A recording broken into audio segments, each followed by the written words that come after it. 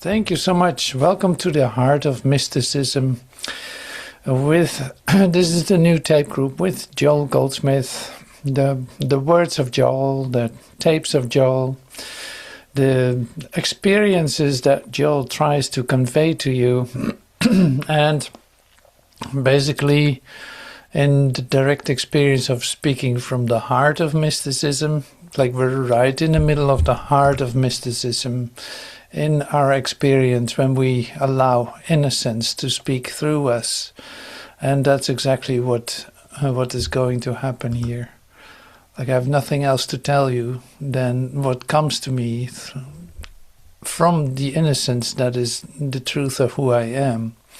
So demonstrating that in the direct sense, speaking from the heart of mysticism, the heart of God, the heart of love, of innocence.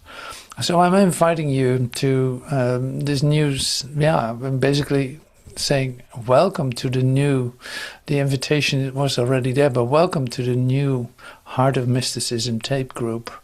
This is going to be an unforgettable journey too, because of the essence of what we share and the light and beauty that is given to us.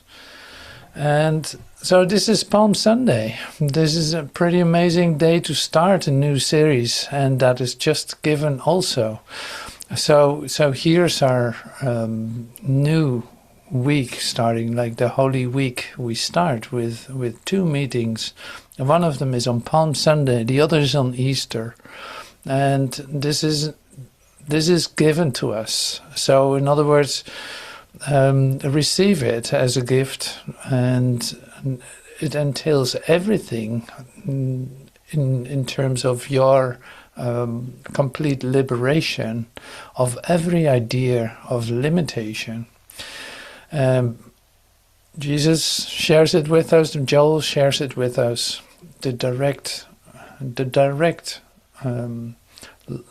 connection, the direct link with our hearts and minds as one is literally given to us in this experience. And now I'm in the middle of that. I don't know about you, but I'm in the middle of that. And what do I mean by that? Well, I'm so touched right now.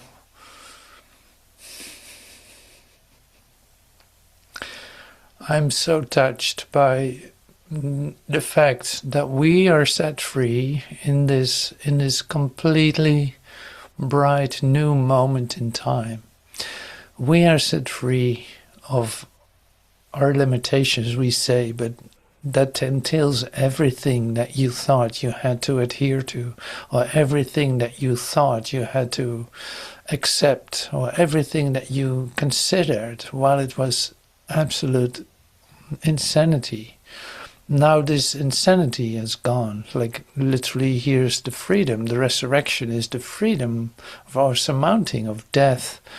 And we celebrate this with on Palm Sunday we start to celebrate this with our complete, utter, total confidence that we will never offer thorns to a brother anymore.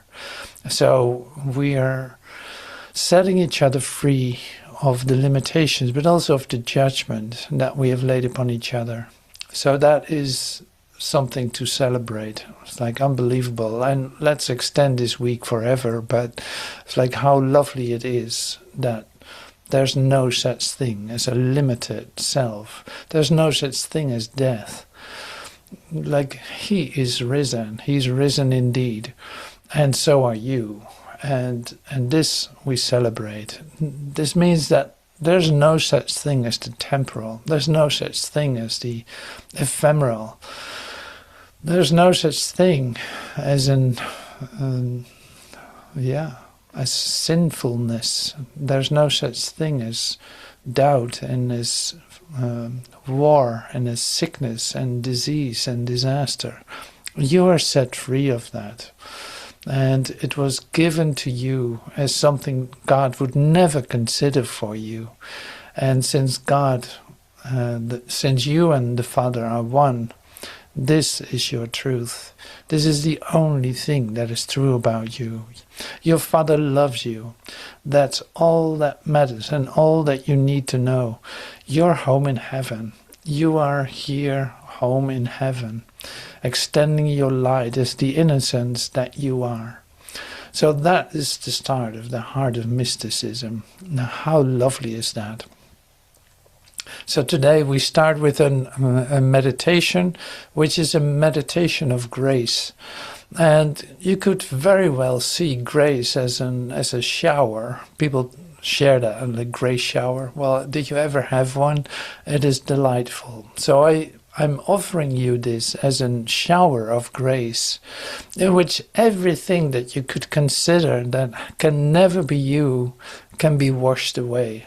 And in that sense, it is a purification meditation, but the purification is only to wash away what never was.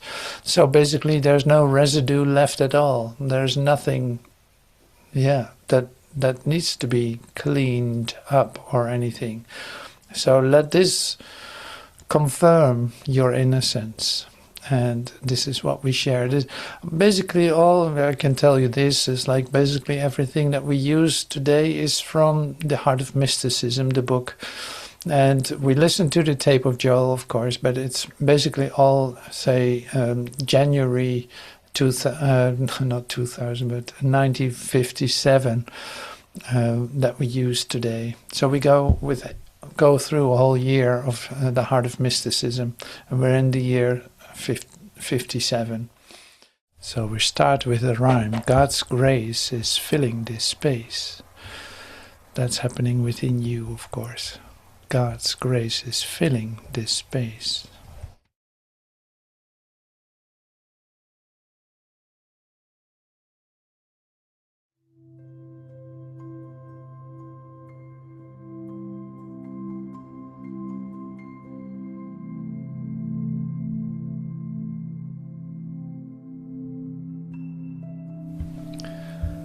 Thy grace is sufficient for me.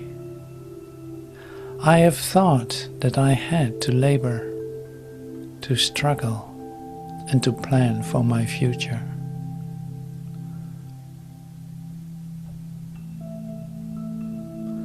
But now I need no longer worry, plan, or take anxious thought. There's a divine grace at hand that provides a sufficiency of all things. Thy grace is sufficient for me. God's wisdom is sufficient for me. And in all that all-sufficiency, I can never lack wisdom and guidance. God's wisdom fills me. God's love fills me. God's presence is sufficient for me.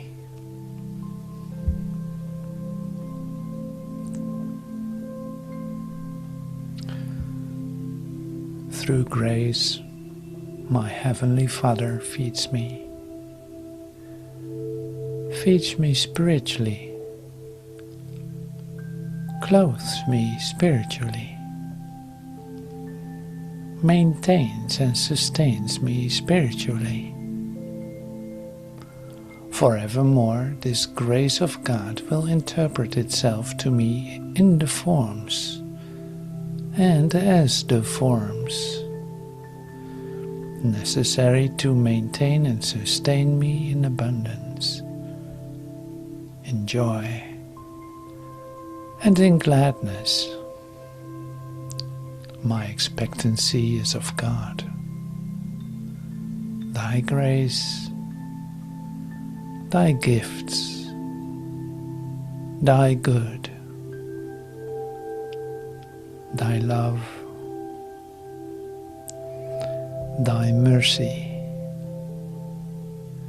thy justice are my sufficiency.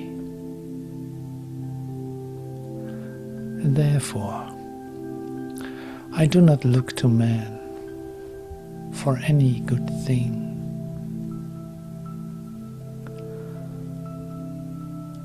God's grace is filling this space. God's grace is filling these hands.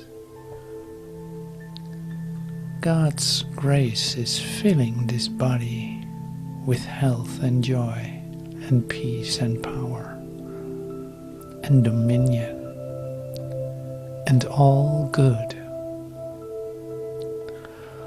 God's grace is filling every moment with the divine presence, which is love and life eternal.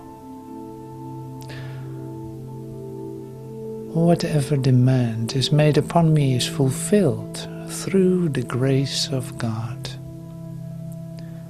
and not because of my physical strength, nor because of any storehouses or barns I may possess, nor even by virtue of my own wisdom or understanding. Through grace, I am given everything necessary to fulfill every demand made upon me.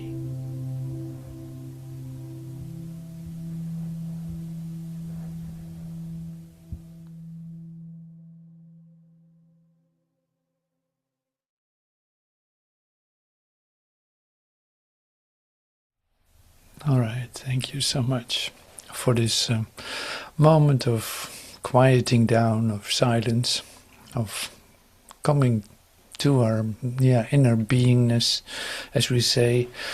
But it's like it's an experience that I'm referring to taking time to actually feel, to come to yourself, however you want to call that. It's wonderful. It's like it's a meditation, but it's helping you to come to yourself. And why is that? Because basically you're closing your eyes and you're not taking what you see for fact, but just letting it pass by or letting it go as you close your eyes. Like, oh, that's so great. That helps already a lot, because we're so intended to believe what we see. Well, Joel teaches continuously that has nothing to do with reality, but it has to do with mesmerism, with all the ideas that you bring into your awareness, in fact, to avoid a good God experience. So here we are. Like I said, we start with the first month of the Heart of Mysticism in 1957, and that's really great because it is about, it feels really like the start of a new year. I don't know how this is for you, but it is for me. It's like, it feels like the start of a new year. So we're placing ourselves in the new year, where in fact everything is open, nothing is set, nothing is determined already. Like, now here's a really good opportunity to start all over. This is a beginning of a new 12 weeks for us, coming together weekly to basically remind ourselves, like, no, it's not out there. No, it's not the demands you place upon your brother. No, let those go. God's grace is doing it for us, what we cannot do ourselves. Like, God's grace is doing that. God's grace is working through you. And what does that have to do with what you see? No, that's not where that is taking place. This is taking place in your heart, in your mystical heart, in your mystical relationship with the divine. And yeah, He walks with me, He talks with me. He tells me I'm His own. That is the level that we're on. That is the reality of our being.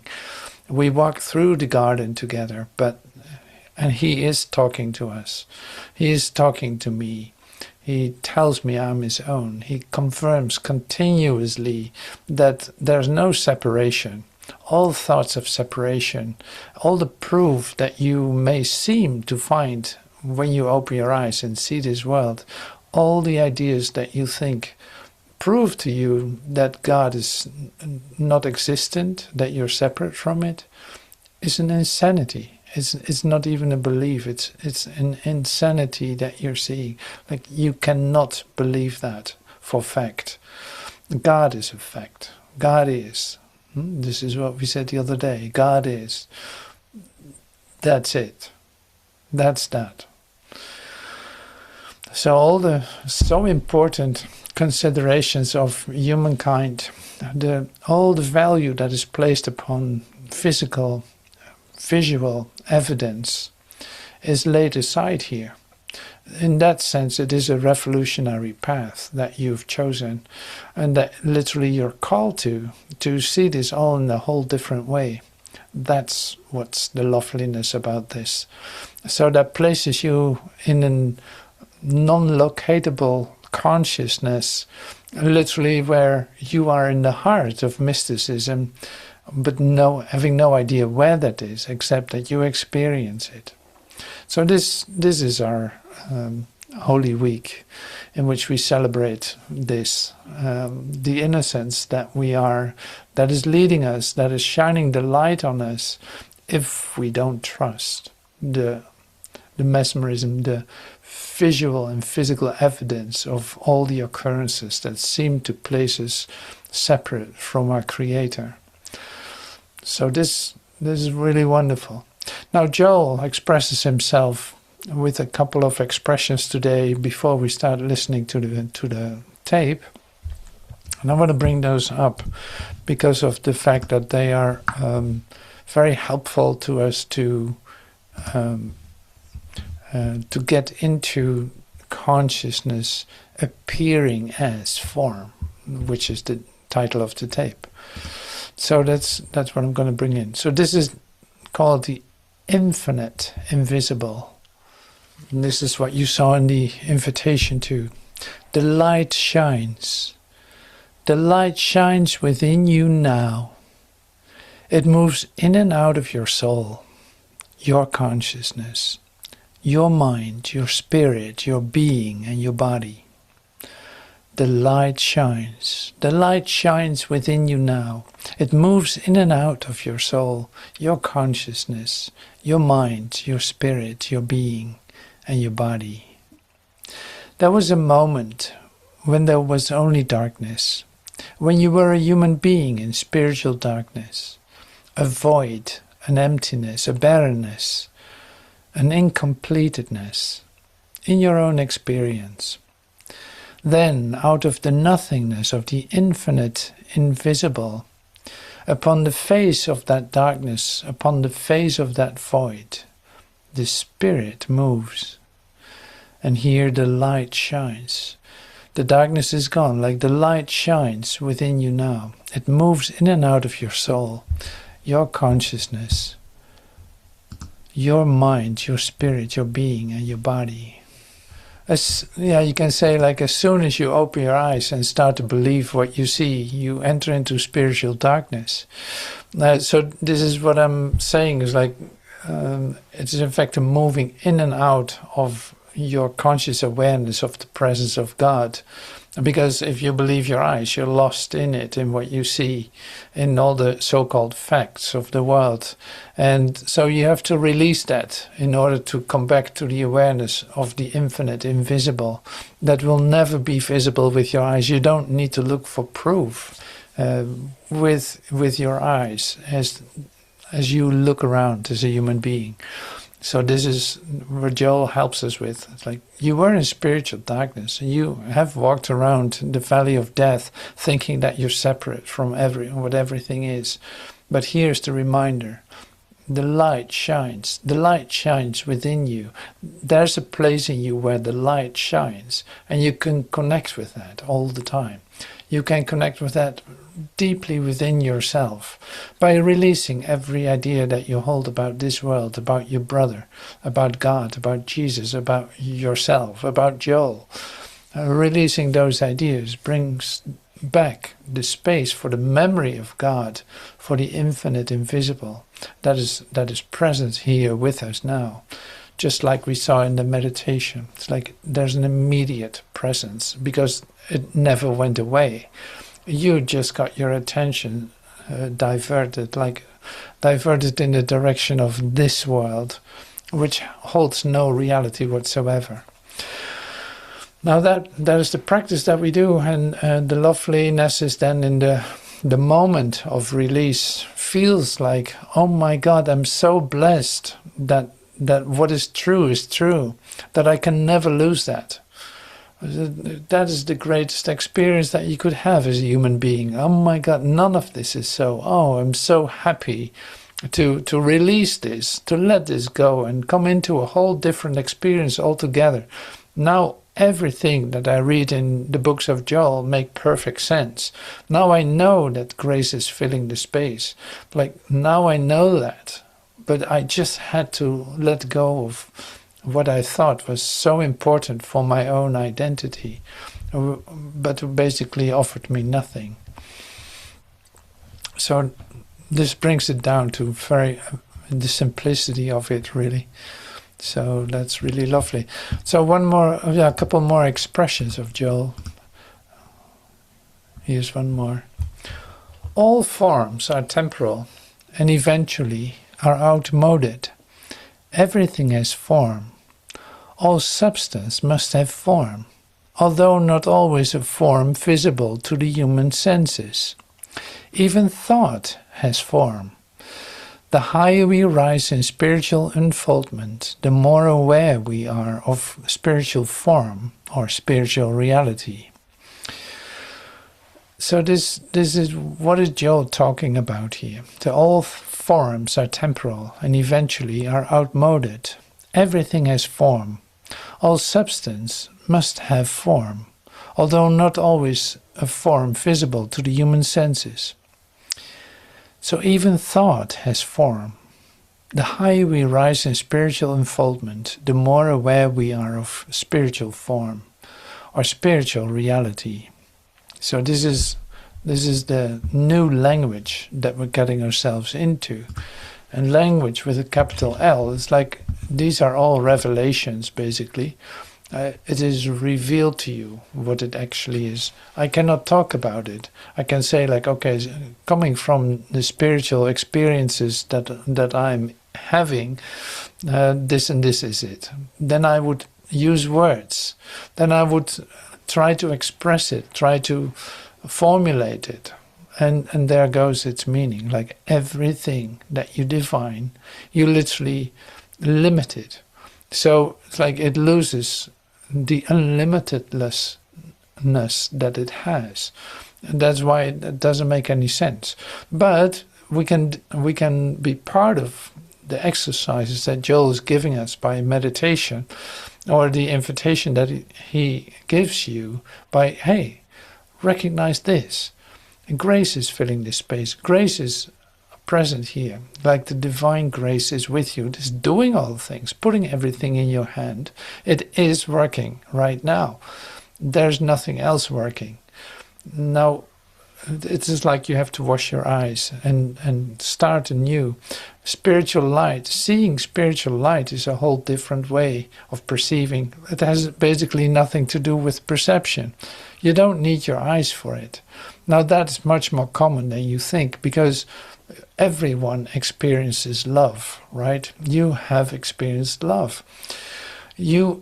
What is that love? Is that visible? No, that's not visible. Are you experiencing it? Oh yeah, absolutely. You feel completely connected, whether that's to your relatives or who knows, maybe to God. Wonderful.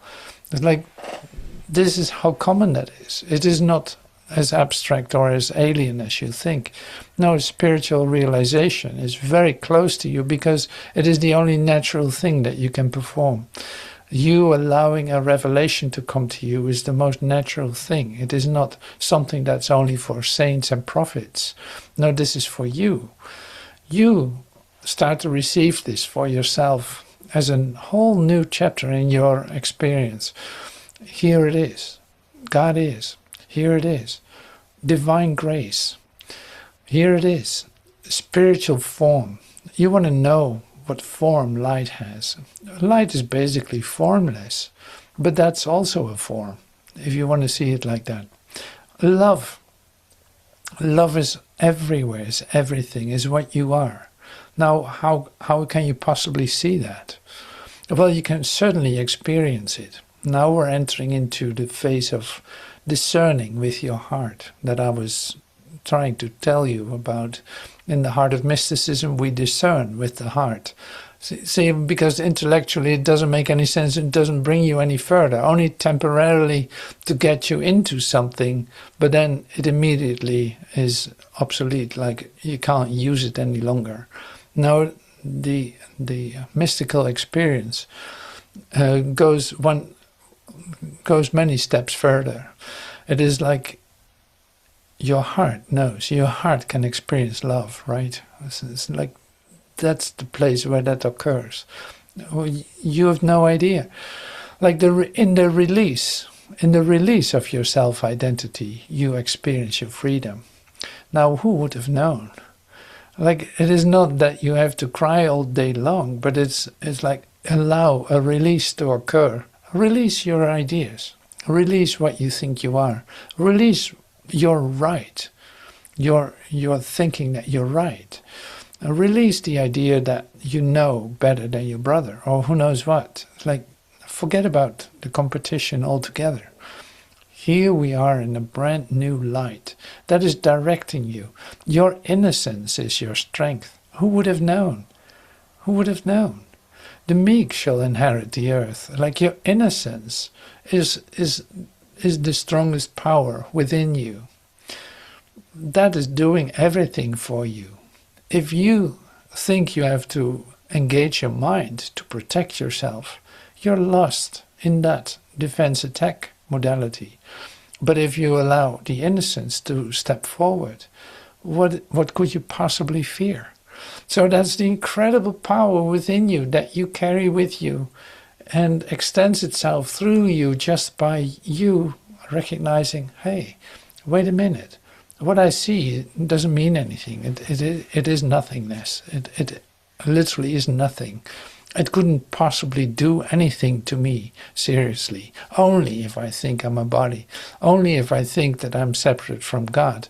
Then I can be a victim of everything. But I'm not that. I'm not this body. I'm not this name, this story, this history. I'm not that thing that I think I am. No.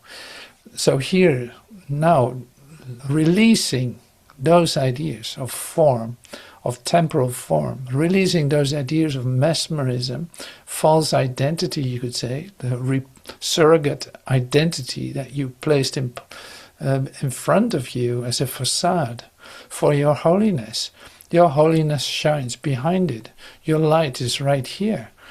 Now, the light of your innocence is literally opening the doors for you. Now, release those ideas. So that's how Joel expresses it too. It's like this. That's the loveliness of the occurrence. That's why I was, in the beginning, I told you, it's like I'm so touched by this possibility that this is given us and we can consciously apply it by just being willing to do that.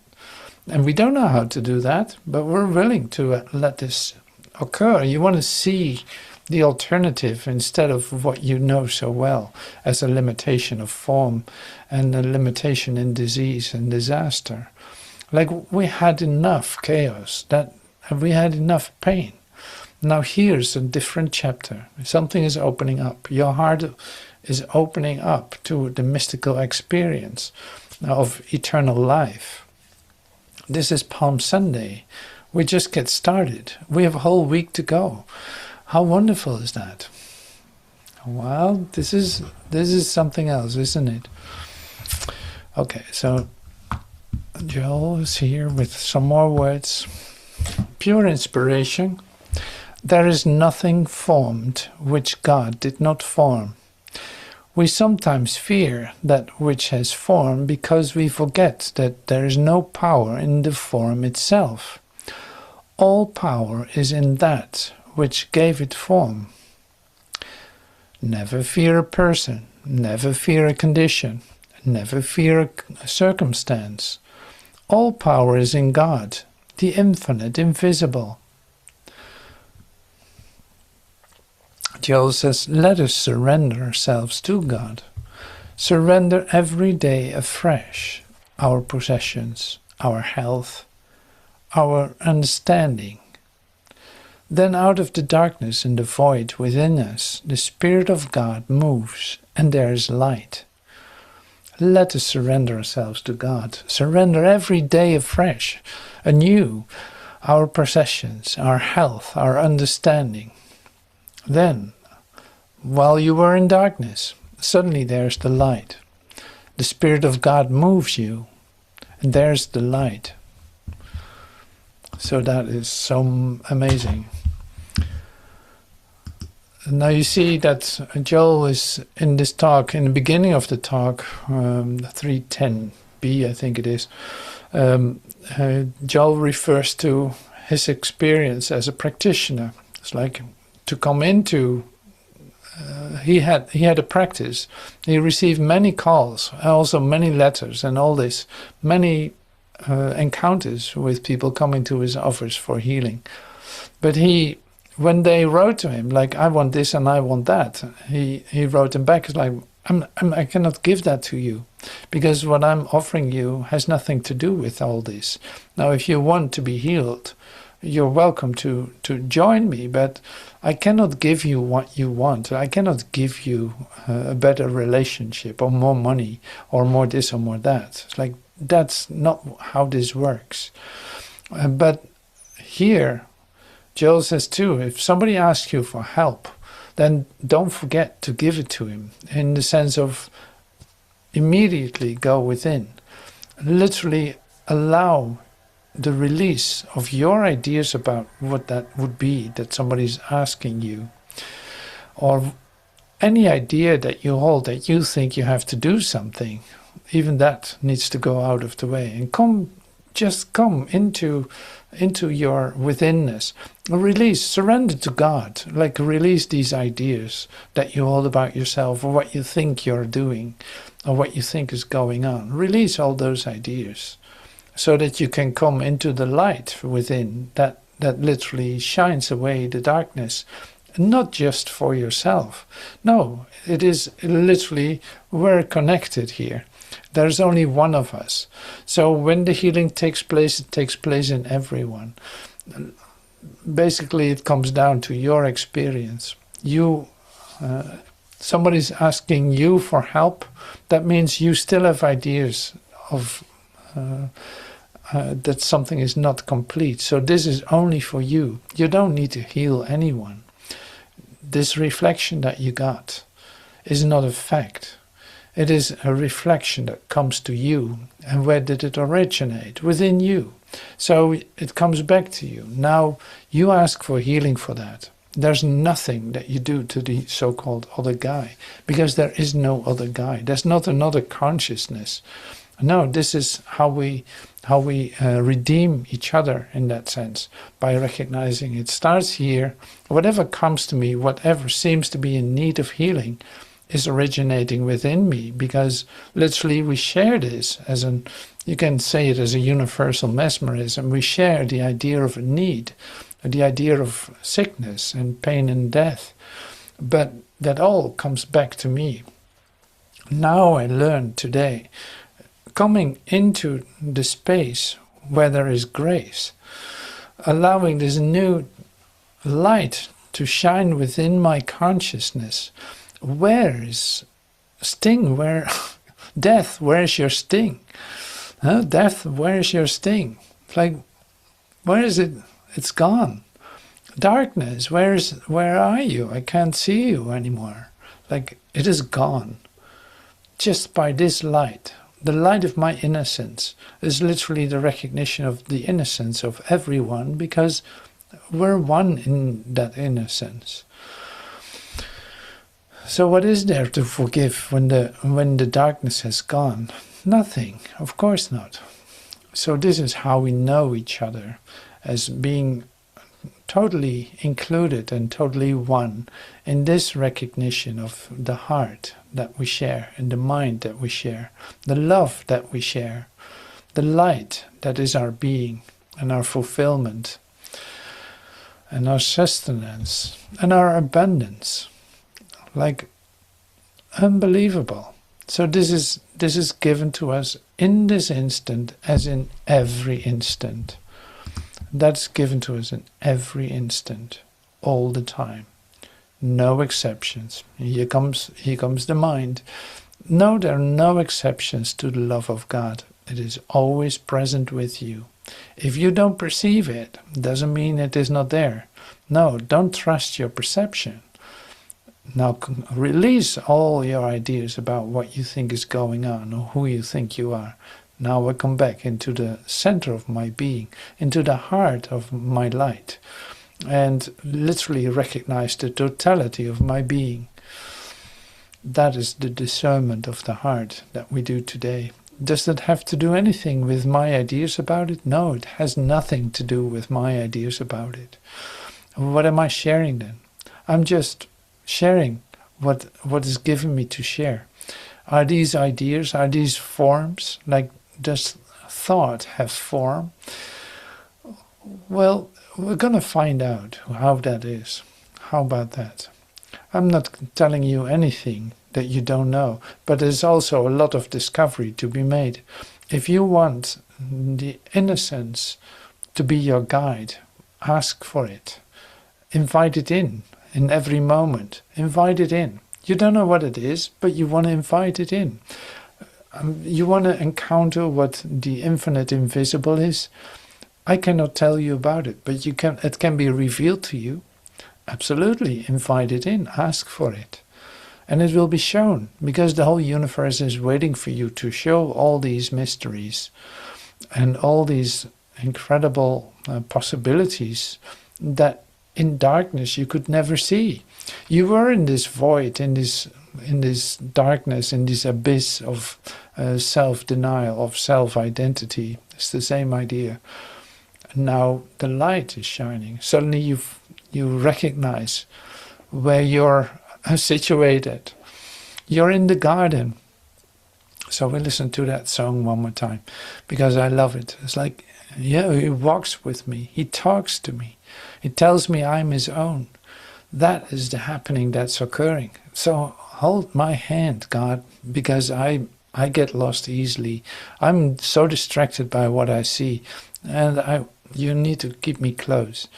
I'm releasing all my ideas, and I walk in the garden with you. So I continue with God as consciousness appearing as form. Joel 3:10a it is. So here we go. But it lacks spiritual illumination.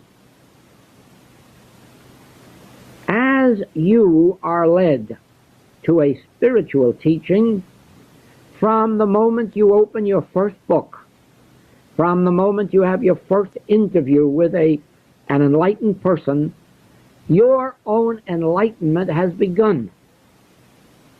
And enlightenment will come to you, spiritual illumination will come to you in proportion to your seeking of it. In other words, you are the one who makes the overtures. You are the one who makes the original reaching out. You are the one who pursues this search for God. But we are told that if you seek God 1%, God will seek you 99%. In other words, no matter how much effort you and I ever make in this direction, it will really be a tiny little bit of a grain of effort, because that's all we know. Therefore, for illumination, the rest is up to the grace of God. In other words, we keep moving toward God, thereby bringing God moving toward us more rapidly. Then spiritual illumination dawns. Now, when this light dawns in your consciousness, and you behold God as infinite, you realize instantly that there can't be God and something else. Otherwise, God would be that much less than infinite. Therefore, God must exist as the substance of all that is. God, then, constitutes all that is, so that you no longer can look to God for your health, because there is not God and health, but Scripture says, God is the health of thy countenance. In other words, you can't get health, but you can get God. When you have God, you have health. In the same way, you cannot get God to give you supply or send you supply. There is no such thing. That would imply an infinity and then some supply besides that. No, no. God is supply. I am the bread. I am the wine. I am the water. I am life eternal. I am the resurrection. There is not God and a power of resurrection. Where God is, resurrection is. Have it this way.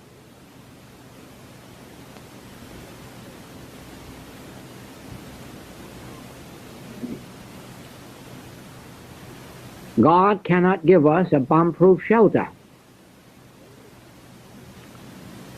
God is thy fortress. God is thy high tower. The only bomb-proof shelter there is God. When we are hid with Christ in God, when we are hid in the spiritual realization of God as our being, a bomb can't reach us, or a bullet or a poison.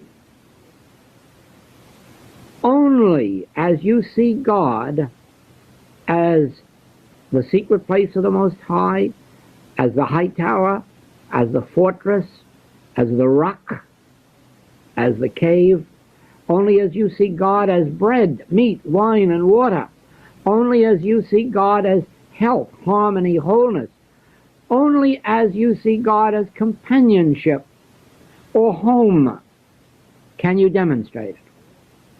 Over and over again, I send letters back to people who write to me, will you please take up work for companionship for me, or for marriage, or for home?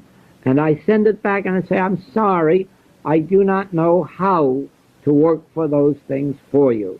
Should you find yourself interested in learning about God, I'll be very happy to tell you what I know and have learned, and how I believe you may find God.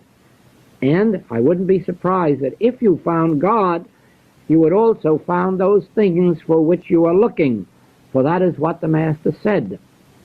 Seek not those things.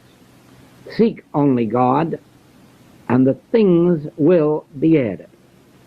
And when I write letters like that, I am not doing it facetiously, nor to be funny, or to be sarcastic, but because I think it's sacrilegious to think of God as a servant, living to do our bidding, to supply us with what we believe to be our needs. I believe that this is a horrible form of religion, one certainly of which I want no part. For me, God is the reality. God is the goal of life. I like health as well as anybody else, and supply, and abundance, and companionship, and home. I like all those things as well as everybody else. But I can't think of God as my servant whom I send out to bring them into me. And on the other hand, I can't even find them desirable outside of God. For I can't find life itself desirable. outside of God. To live in the greatest harmony or health or abundance without God would, it seemed to me, to be living a very barren life. And so it is that, as far as I am concerned, and the activity of the Infinite Way, it recognizes only the goal for God. It recognizes only the search for God as a goal.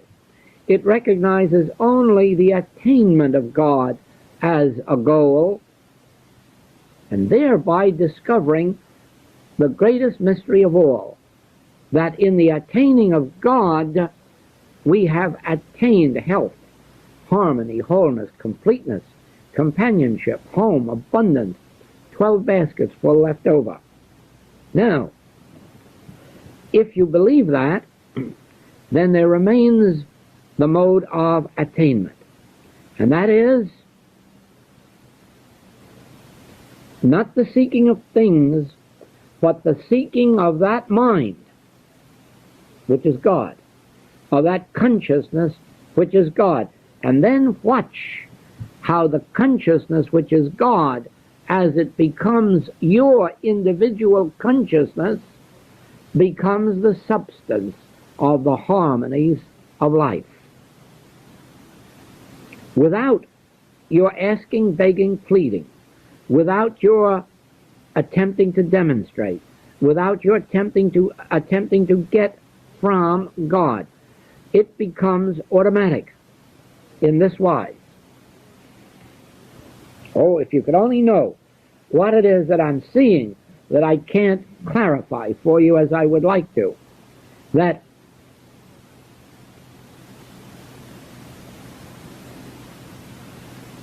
this mind of ours, which right from infancy on is complete intelligence, is likewise potentially spiritual. And as soon as we attain even a small measure of spiritual illumination, we perceive that God is our consciousness, and our consciousness is the substance of all form. And therefore, it is our consciousness that appears outwardly.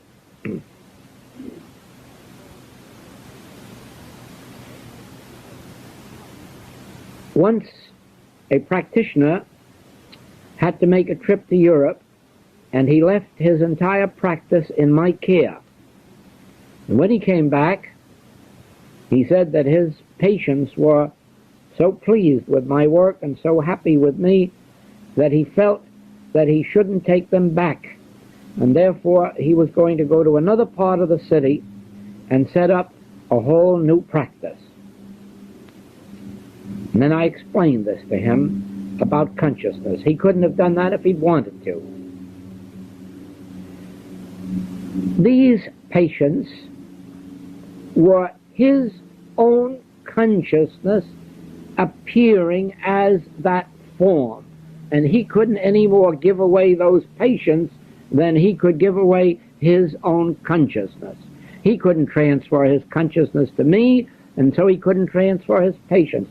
Yes, in a temporary absence, he could ask me to care for them and ask them to let me care for them, but that's quite a different thing than giving them away or giving them up. It can't be done. It can't be done. That is why once you perceive this, you are forever lifted out of competition.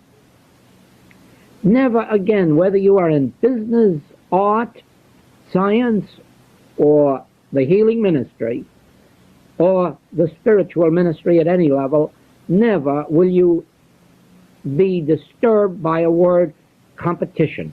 Why? You don't have customers. You don't have patients. You don't have students. You have your consciousness. And your consciousness externalizes itself as whatever form is necessary to you. And anyone who would try to take them from you would have their fingers burnt.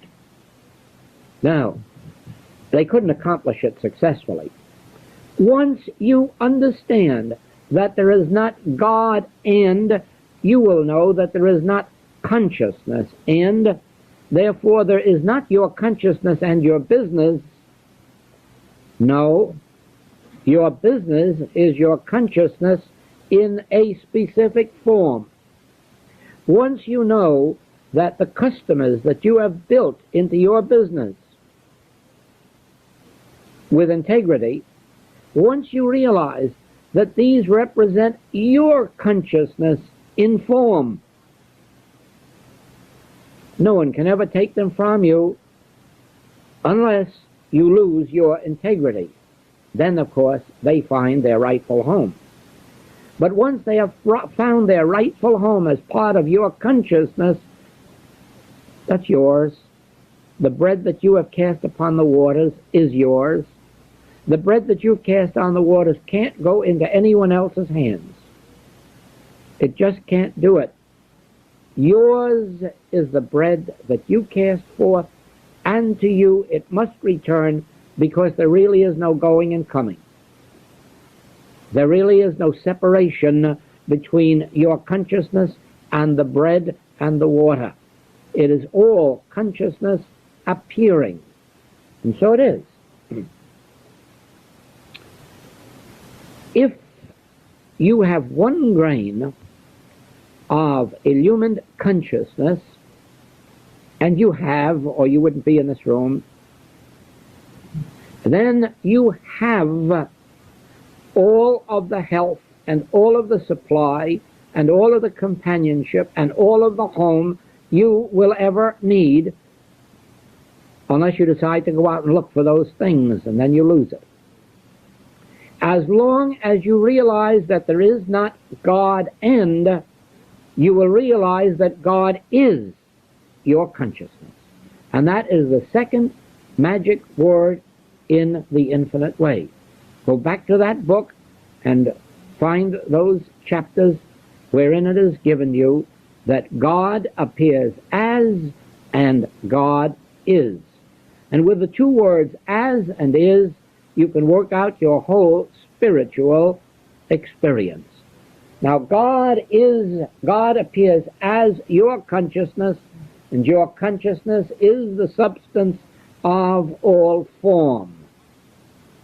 And as you realize this, then, you will never seek for bread, wine, water, or life eternal, or companionship, or customers, or patients, or students, but you will realize that your consciousness is these.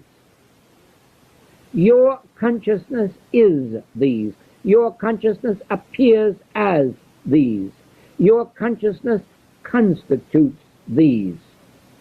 Then you'll see there's no sense of separation can ever again get in. There is no separation. That I can say to you, that it is literally true that all that the Father hath is yours. But the only reason we don't experience it is there is a sense of separation, and that comes from the materialistic concept of there being a God somewhere. A God and a man. And God is pure, but man is a sinner. And now how are we going to get them together? And how are we going to get this sinning man to get something good from God? Well, I suppose the first thing is to get the sinning man to be good. But what constitutes being good? Well, if you're a Hebrew, go to temple on Saturday. If you're a Christian, go on Sunday. If you are a Vedantist, go 4 days a week. Well, which of these is good now? Saturday, Sunday, or 4 days a week? Ah, yes, but it's also good to go into temple with your shoes off. Oh no, it's good to go into temple with your hat off. Oh no, it's good to go into temple with your hat on. What is good? How are you going to conform to some kind of good in order to deserve God? And the answer is nonsense. Nonsense. There is no way to get good enough to deserve God, but there is a way to realize God as your being and find that because God is pure, your being is now pure, and all the impurities have been washed out. That you can find. That you can find. That as you forget to be good and just remember to make God your consciousness, to live with the realization of God as your being, live with the realization of God as your life, your mind, and the only law operating in you, you will find that the presence of God is a purification. And then you'll find that whatever of a negative nature has to disappear out of our experience will disappear. But it will happen not because we are good.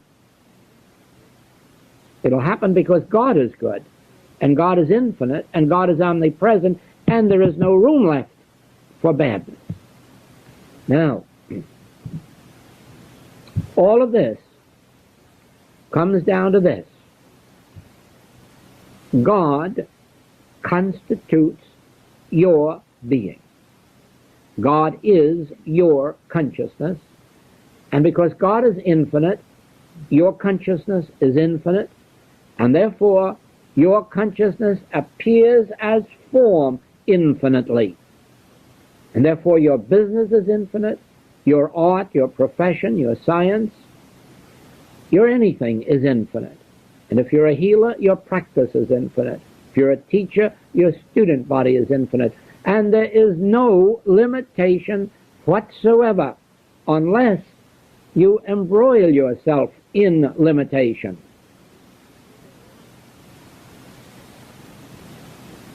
If you keep yourself free from human rules and regulations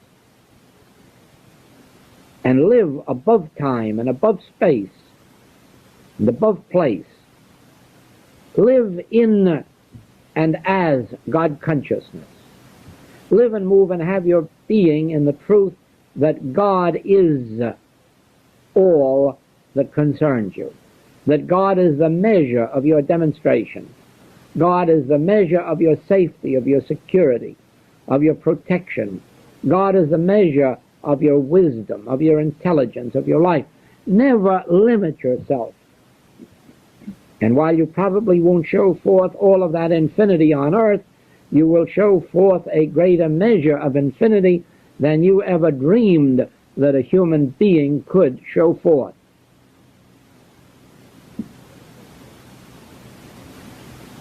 All of it comes through the breakdown with that word as and is. There is no God and there is only God. But God functions as the life of individual being. God functions as the mind of individual being, as the intelligence and wisdom. God functions as the substance and the law. And as you abide in that and live with that as and is,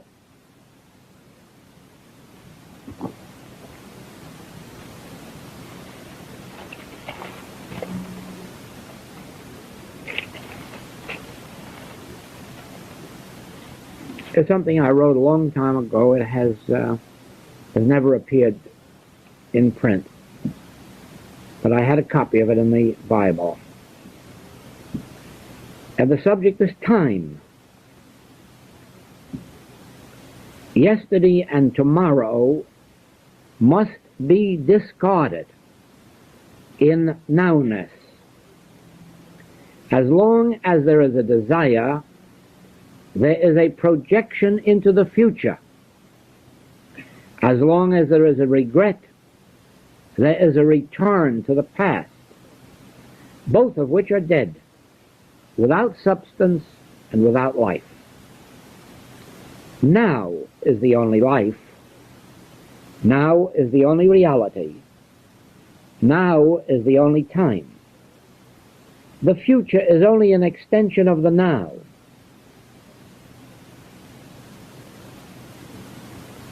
Sap must flow up from the roots of the tree into the branches to form the buds, flowers, and leaves of trees. However, if there could be a tree consciousness which worried about whether or not there would be enough rain or sun in due season, it would interfere with the normal and natural flow of life.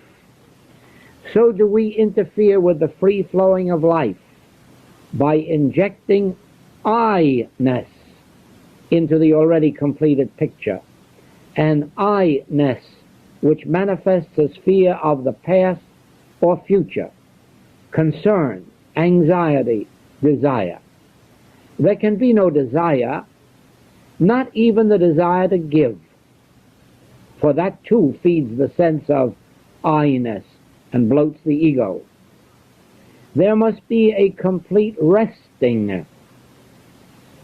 As the ice rests in the water, letting the water project the ice wherever and whenever it will. Time and space are overcome in this practice. Time by living only in the now and steadfastly relinquishing the past and the future. Space by relinquishing the desire to be any place. Resting satisfied in this very place, which is holy ground. So it is that this I-ness, this sense of an I apart from God, is the very devil causing our discords. For, in reality, I is God. God is I. God constitutes all that I am. And therefore, since I am one with the Father, I can say, not that I desire bread, but I am bread. I am supply. I have supply that ye know not of. If God is infinite, and if God constitutes my being, then my very being here contains everything within itself that I shall ever need from now unto eternity. And then all that I have to do is not try to acquire or attain, but to let that which is already embodied within me appear outwardly as form.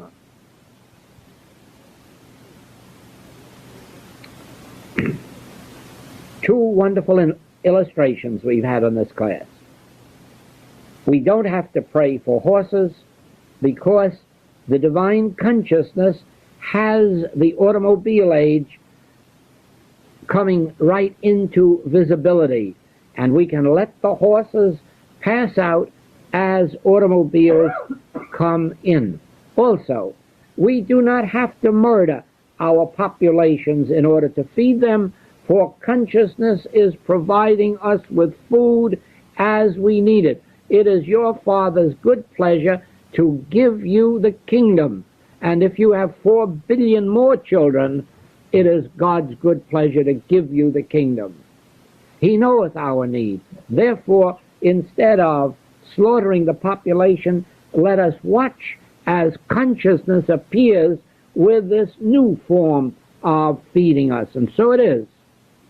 Your consciousness, because God is your consciousness contains all that you need tomorrow, next week, next year, and unto eternity. But you must develop the practice of meditation in which you can be a beholder and watch as these things appear in your light. The only illustrations I can give of this are that if you wanted to compose music, you wouldn't go out looking up everything that everyone else had written and try to copy it, but you would sit back inside of yourself and wait until God released in you the melodies that you were to receive. or if you were to write poetry, or if you want to write a novel, or a book of truth. It makes no difference what you wish to draw from within yourself. It is already there. But you must develop that inner beholding which creates a vacuum.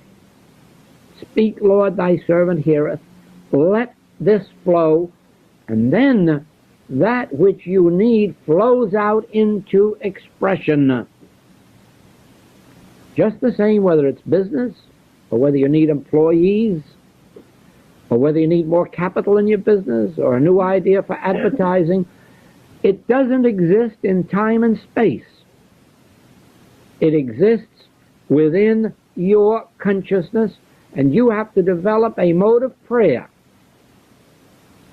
which becomes a listening ear, an attitude of listening, so that God's grace may flow out from you. And be assured of this, it will, if you live and move and have your being in the realization that God is your consciousness, therefore your consciousness is the substance of all form and activity necessary to your life.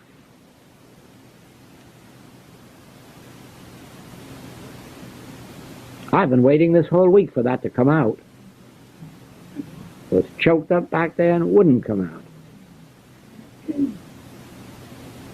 But that is that which has been breaking through since our first night, since the very first time that the words primal substance, primal consciousness came through. And it is this primal first consciousness, first cause, this God, which is our consciousness, which appears as safety, security, which appears as whatever form is necessary to us, and no one can take it away from us, but because the form isn't a form. No one can take your money away from you, because your money isn't money. Your money is your consciousness of supply externalized, and those who lose it only lose it for one reason. They have not learned that money isn't money. They haven't learned that money isn't something separate and apart from God. That money isn't something separate from infinity. But if God is infinite, money must be a part of infinity. And if God is your consciousness, then your money is part of your consciousness.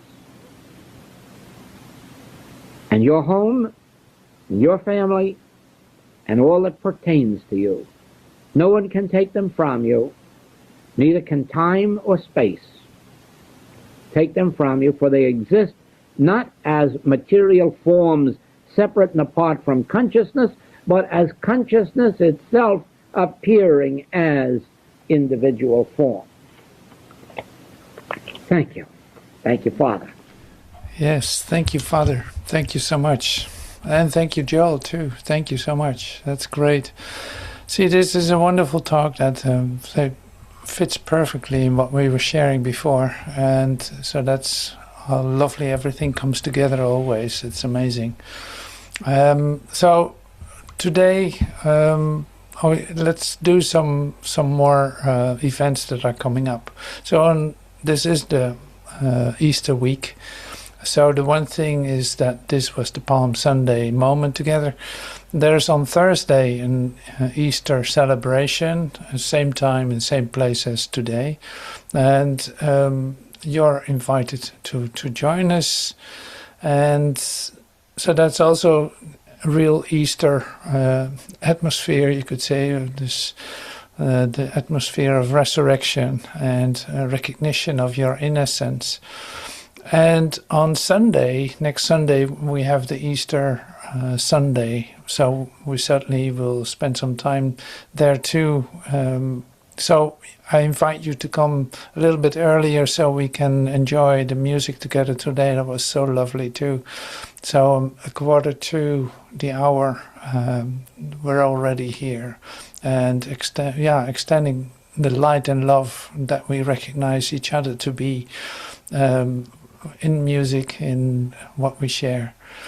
So that's another invitation. So thank you for today. Thank you for your presence. I'm going to play some more music right now. So you're welcome to stay, of course. And yeah, I hope to see you next week in the Easter activities, whether that's on Thursday or on Sunday. So thank you for everything, and bye for now.